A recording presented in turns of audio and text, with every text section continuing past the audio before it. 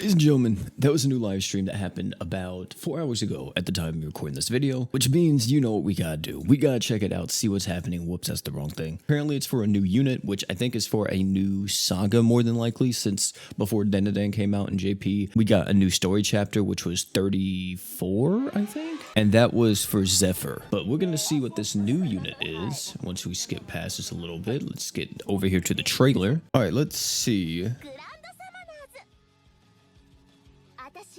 Okay. Have we seen this character before? She completely new. What the? Okay. Yeah, I think this is a completely original character. I don't think we've ever seen her before. She kind of reminded me of, I can't remember her name right now. I have to look at her in game.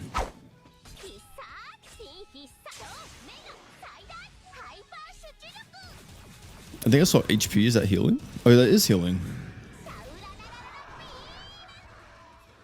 Animations definitely look nice. I like the shotgun blast that she was doing. So here's her kit. Oh, those slots are looking very spicy. So brand new unit. What is this unit's name? Shaula?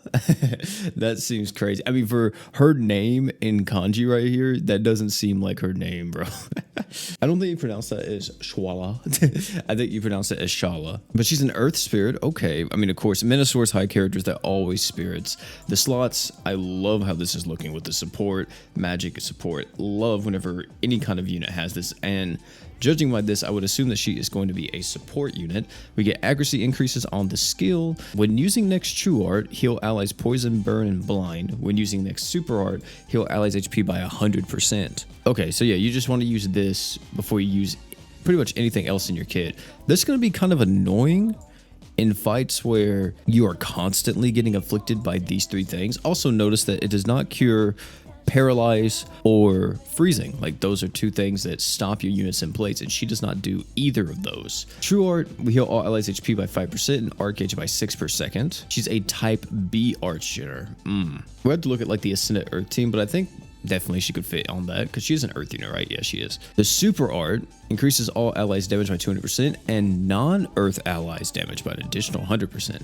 What? Are supposed to be used on non-Earth teams? Increase allies max HP by 20% and spirit allies by an additional 10%. Reduce magic res, addition of user is spirit, increase on arts. Oh, it's just like Canary's true weapon, but for magic. I think it is. Increase on arts by 2 and heal amount. Yeah, it's definitely gonna be the best for her if we're focusing specifically on the healing. So I didn't even think about this when I was recording my initial reaction, but after sitting here and editing it, I just had an entirely new thought about how I would team build this unit. Because we were looking at spirit teams and stuff like that, which was cool. That definitely works. But I just realized something about this character. She kind of fits into a team with Sword God Luan perfectly. Her passive increases max HP, which is great for Sword God Luan, and a massive damage buff for anybody that is a non-Earth ally.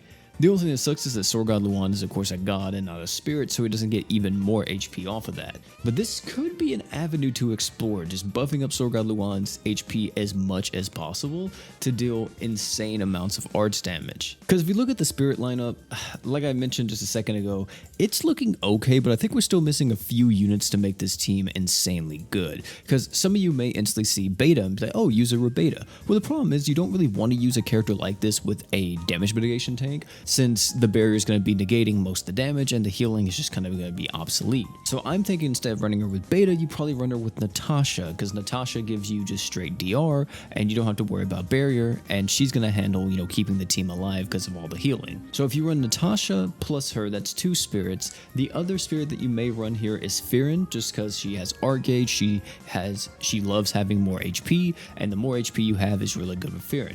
Now, for the last character, if you wanted somebody that dealt a bit of damage, I feel like you go Yuna, just to really pop off with Firin's damage buff and hope for the best. The team is a little weird at the moment. If we go all spirits at least, it doesn't really make too much sense because Yeah, we don't have like another really hard-hitting light spirit that we could throw onto the team. Outside of just spirit teams though, she's gonna be really great with pretty much every single character in the game. If we even look at Mono Earth, Mono Earth has a few options here. Like you could run War God Finn alongside Eleanor, or you go Evil Eye depending on which one you have for the damage resist, and then you can run Okaroon. Okaroon's going to give you of course that attack and damage and a bit more DR for 2 minutes. So if you do all of that, the Mono Earth team isn't too bad either, because 200% damage is still really solid. Even though she's not Hoka's crazy 300% crit damage buff, she is giving your entire team a 300% damage buff as long as none of you are an Earth unit, which is something to definitely note. She's a lot more sustain focused and a bit